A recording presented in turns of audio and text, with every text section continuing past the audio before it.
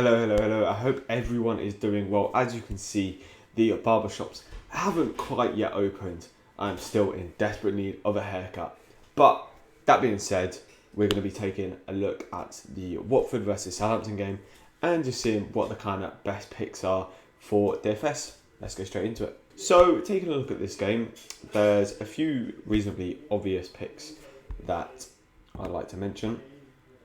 We've got Ward-Prowse, Danny Ings, Sarr, sort of the main top guys here. Woodbrowse obviously on all the set pieces for Southampton, or at least most of them. Danny Ings, very prolific, has been scoring a lot of goals and is chasing the golden boot this season.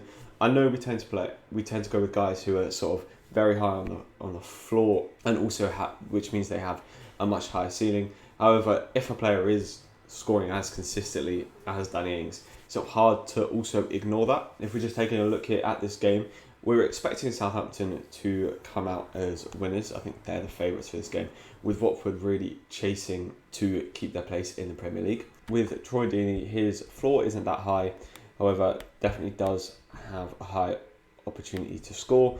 Same with Sarr, although Sarr definitely has a higher floor than Deeney just from the crosses, the fouls he draws, and he also is playing.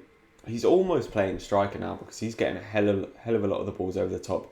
We saw last week that Southampton's defence was quite sloppy against Arsenal, so definitely one to look out for there in Sarr. One that I definitely want to mention as we scroll down, or a few players that I'd like to mention, are the likes of Tom Cleverley at 4,000. He could be a very, very good pick. He was only on for 45 minutes. However, he does take some of the set pieces when he is on the pitch. And also Will Hughes at 4,600. Got himself a corner last week and picked up, I think it was like a 9.7-ish. And for a player who's 4,600, he draws fouls, gets some good crosses in. Definitely could be a player to look out for. Along with that, this guy, Stewart Armstrong, he's scored a total of sort of 5 in his last sort of 6 or 7 games. So he's one that's getting a lot of goals, can pop up with an assist or two, and also has a pretty decent floor as he gets quite a lot of shots on target as well. Deulofeu would have been one definitely to look for. However, he is out. He gets a lot of set pieces, so if somehow he definitely is playing, then Deulofeu one to definitely pick over the likes of Troy Deeney and maybe even Sarr, although I'm kind of expecting Sarr to maybe grab a goal in this. I don't know who I'll be captaining. I mean, Ward-Prowse looks like the obvious pick. However, if you go for someone like Cleverley or Will Hughes, if they actually play, they could pop up with sort of a 10-point base, and then it would allow you to get the likes of Ward-Prowse, Danny Ings, Sarr, all actually in the same team. Now, another guy we'll be looking at is Nathan Redmond. He's alright, same sort of thing. He has an okay average floor, probably around about 6 points, but has a good potential at scoring. He likes to shoot from outside the box, so definitely one to look at. The goalkeepers are quite an interesting one for this one, because Watford and Southampton aren't really notorious for their defences. However, the likes of Foster and McCarthy do pick up quite a few save points every game. We've seen, Foster come in with 9 saves in a game. We've seen McCarthy come in with the same sort of figures in some of the games. And if you're expecting maybe Southampton to win, you can maybe lob McCarthy in that to get them 5 points and a few save points as well. Decore is a very interesting one. For 6,000, I definitely do like the look of him. He is a very, very attacking player and has been getting that sort of number 10 role now. Even though before he was playing a bit deeper in the season, he's been playing in that number 10 role, slipping the ball through to the likes of Sarr and Deeney and getting quite a lot of shots off as well. So definitely one to look out for. If we're looking at sort of the more defensive players as we get further and further down in the salary sort of range, Kiko Firmino's a nice one. He gets quite a few crosses in. Not really expecting him to get the clean sheet in this game. If he does, it would be nice, but I'm sort of removing that 3 points from his sort of average, if you get what I mean. But he does bomb out the wing, get a few crosses in a game, and probably will get some tackles won. So I think the FPPG of 5 is what you can sort of expect from him in this game. Walker Peters, if he starts, we've seen him up and down with the starts this season. Is a player that if he starts, bombs down that wing and gets the crosses in. His FPPG may be a bit lower as well, just because he has had a lot of substitute appearances. So definitely one to look out for that 4,800. But as I said, a player like Hughes or Cleverley, if they get the start for around 4,000, I think that's a great bargain. I'll probably be captaining one of them in my squad. Holebas, another guy, if he starts. This is a lot of if he starts. Obviously, an hour before kickoff, we can find out and build our teams. But definitely in this sort of 4,000 to 5,000 price range, you very rarely see this many sort of good value players. Probably these guys are so lowly valued because they haven't been played too consistently.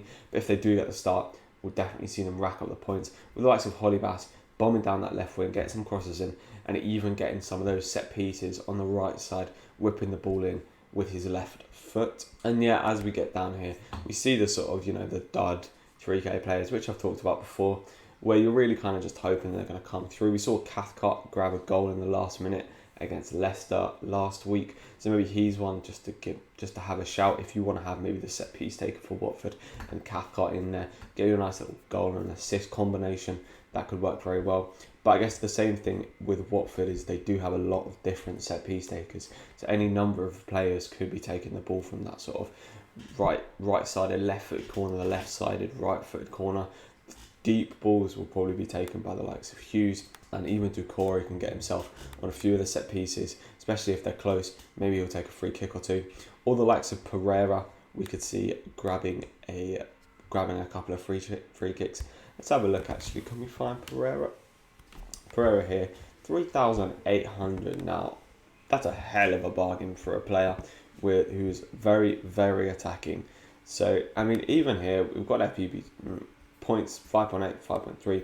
I mean, 13.4. He's a very, very attacking player.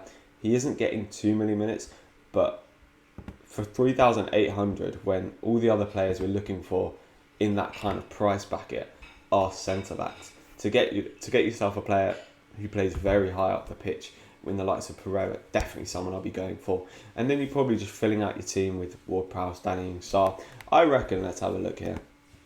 I reckon if you captain the likes of, say, Will Hughes, let's have a look and see if we can find him. Will Hughes, 6,900, very, very, one of the cheapest captains I'm probably ever going to play. Then you can get Danny Ings, Ward-Prowse. Ward-Prowse has been having some great games. With Sarr, when he played the weekend, I think he got 6 or so points without scoring.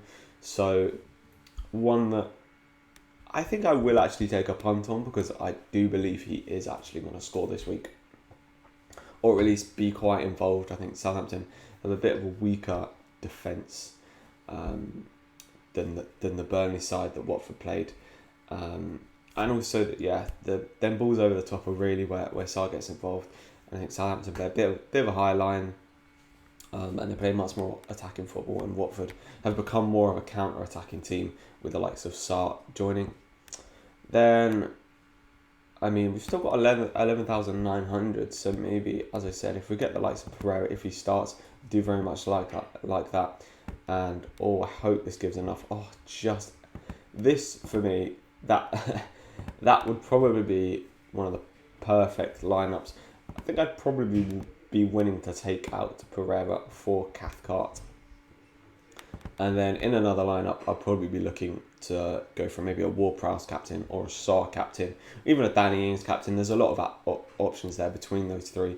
And I guess it just depends. If you're Danny Ings and Ward-Prowse captain, probably good also to have the other one. Whereas if you're just having Sarr in, if you've gone for the Sarr captain, I'd probably only go for the Ward-Prowse captain. The Ward-Prowse as the next flex player, and then bring in players like Ferreira, Hughes, and probably Armstrong to fill out that team. But I hope you have enjoyed this nice and concise little construction and preview for the Watford versus Southampton game. Should be an interesting one. The two quite attacking teams, although Watford obviously battling for relegation, so they might shut up shop a bit more than Southampton will, who kind of now they've not got too much to pay for, so they can express themselves a bit more freely. But yeah, thanks for watching this, and I'll catch you soon.